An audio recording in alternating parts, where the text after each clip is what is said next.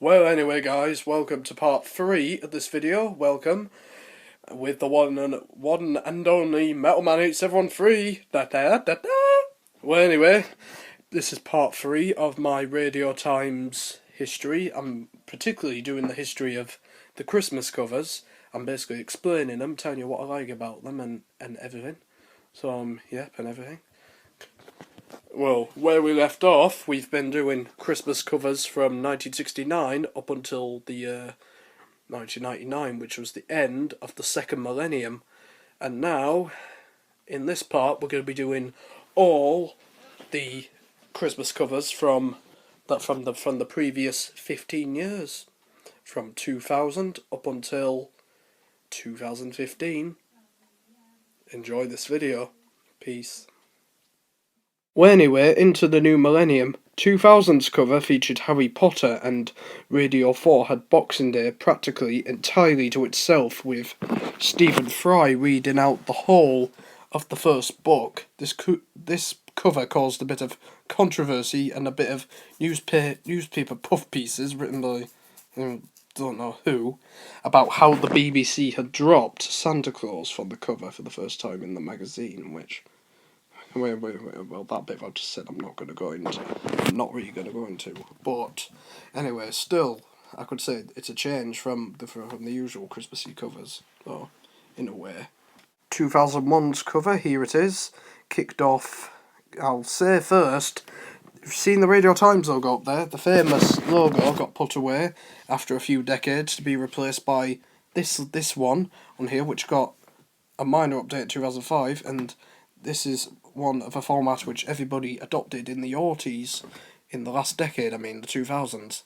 Anyway, 2001's cover brought an ice skating theme, certainly festive and everything, and it has a woman in a Christmas tree costume, complete with all the presents underneath for petticoats.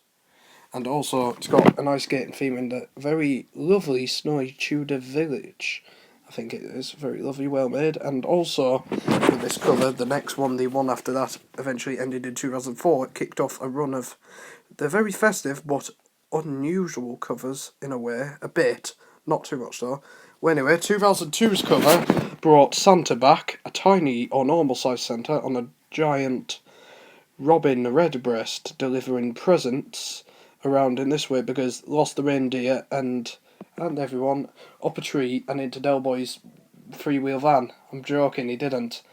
Well, good cover anyway. 2003 has this doll's house. Well, nightmarish a bit. I'm joking, it isn't. Well, or if you don't want to put it nightmarish, a children's doll's house with a bear in it, holding a present of toy soldier and a Santa, which I could say is quite nice, actually. Yep, and the doll's house again is in the middle of another wintry landscape, if you like. And also, yep, we've got the next cover coming up. We move on to is 2004. Is one of the earliest Christmases I remember, actually, and it was a good one. I've got footage of it as well, but it's only for family viewing. Well, anyway, 2004's cover has Santa Claus and one of his reindeer in a plane flying around this big gigantic Christmas pudding planet with it's got plums and sugar. Very magnificent cover. Or I wonder if they're delivering it. I wonder if delivering it to the Giants off Jack and the Beanstalk circus where where my Christmas pudding for the rump. I'm joking, probably not delivering it that way, I'm joking. Great cover, by the way. 2005, for the first time since 1986, the Christmas cover has been dedicated to a single programme. And 2005's case, the biggest show the BBC had that year was Doctor Who. Had TARDIS, the snowman in a wintry setting inside a snow globe, which is quite nice as well. Yep. And also, by mentioning this is Doctor Who, the Christmas special, which was on telly that Christmas, was also used to mark the entrance of David Tennant into Doctor Who, which is excellent touch to it. Now moving on to 2006. 2006's cover, he's back again the following year, having You're having a very snuggly nap with the Robin Redbreast up there trying to wake him up, going doing the tweeting version of a rocky rabbit, a rock rabbit, tweet, tweet, tweet. Oh, I'm joking, he didn't. And also, this is the first Christmas cover to self-describe itself as legendary. Well, I'll tell you what I think. Well, how they put that on there. Maybe they put legendary on there because the magazine is that. The magazine is that old. The magazine's been out for The magazine's been out for so long. Well, anyway, now 2007 now after 2006, and Santa Claus is back with this silly and very funny looking picture. I'll say funny, not funny and silly little picture of him on there making a snow angel, which is excellent in the snow. I hope he's having fun out there. Santa Claus himself stepped aside in 2008 in favour of one of my favourite covers, actually, to look at, which is Wallace and Gromit, in honour of their first BBC short since 1995, and also it had the Were-Rabbit in the schedules, and because they form part of it, and Feathers McGraw out of the window looking in as well. And also they had their own BBC Christmas ident as well, which they're messing about in the snow. And also, yet again, like 1991, Wallace there is reading a copy of the Radio Times whilst he's on the cover of it, which is very nice. Actually, well done to Hardman for putting that up. Very big, successful cover. Well, anyway, 2009's cover had two variant covers, such as this Strictly Come Dancing one and a Doctor Who one here, because David Tennant left Doctor Who on New Year's Day.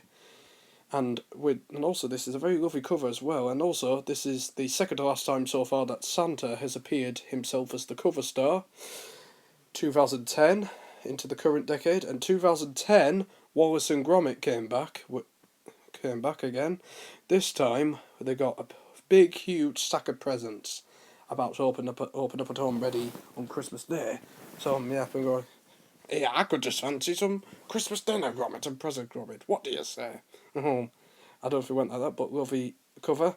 2011's cover has this wonderful retro Christmassy looking cover. There's two variants of it. Even the logo itself is hand drawn, which is quite lovely actually, well made, and I think possibly one of their best covers to date, and pretty marvellous as well. And also, this is the first Radio Times Christmas cover post BBC Magazines as well, because the BBC had to make cuts and sell off various departments. BBC Magazines was merged into another company, so it's still the same same people making the magazines, just they merged into a different company, that's all. Well, anyway, now moving on to 2012. 2012's festive cover featured a snowman as the cover star. Yep, 2012's cover featured the snowman as the cover star in honour of the sequel to the original Snowman, The Snowman and the Snow Dog, the Snowman, Snow Dog, and the boy from the original film as well, a bit more older than he did. 2012's and 2013's cover were both done by Raymond Briggs, and 2013's cover featured Santa Claus on the cover, hugging the Snow Dog, and lots of the snowmen behind him from the original and possibly the Snow Dog film as well. And also, this is the 90th anniversary Radio Times of Christmas covers, and also this is the most recent cover that Santa Claus has appeared as the cover star. And now we move on to 2014. Last year, Judith Kerr, who was 90 odd years, gave us this wonderful picture of a girl in the crown with a cat in front of a tree, looking very happy at the presents, can't wait to open them. And also, I think that the little girl on that cover is from an idea from the children's programme called The Little Princess. I don't know. Anyway, now guys, that's all the previous Christmas covers. Well, what about this year? Here it is. Time to unveil 2015 Christmas cover for this year.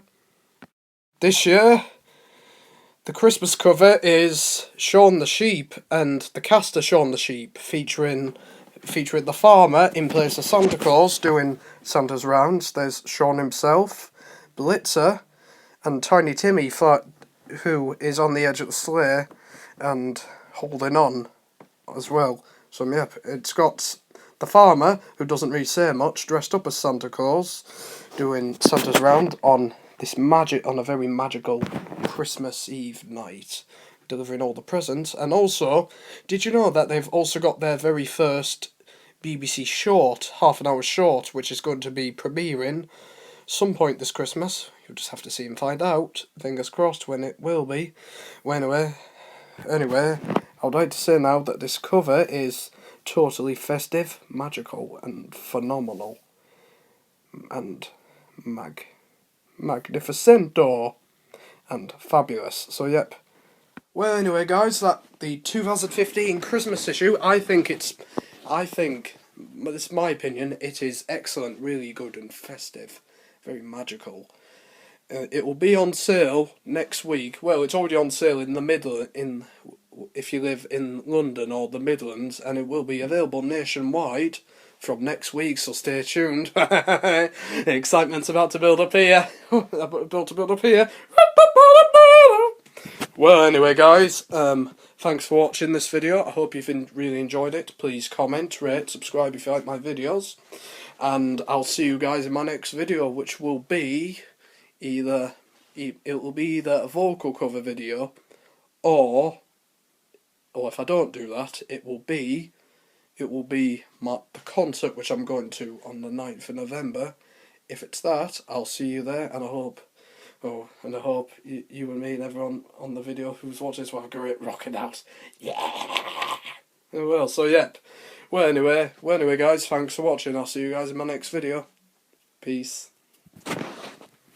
And also, this video's been made on my iPad. I'm going to transfer it over to me computer and upload it that way. So, yeah, I'll see you guys in my next video. And I've also got a Christmas wishlist video I need to make too as well. So, stay tuned for that one. This Radio Times one's going to be on after, I think. So I think I should say my second Christmas video, not me first. Well, anyway, guys, I'll see you guys in my next video. Peace.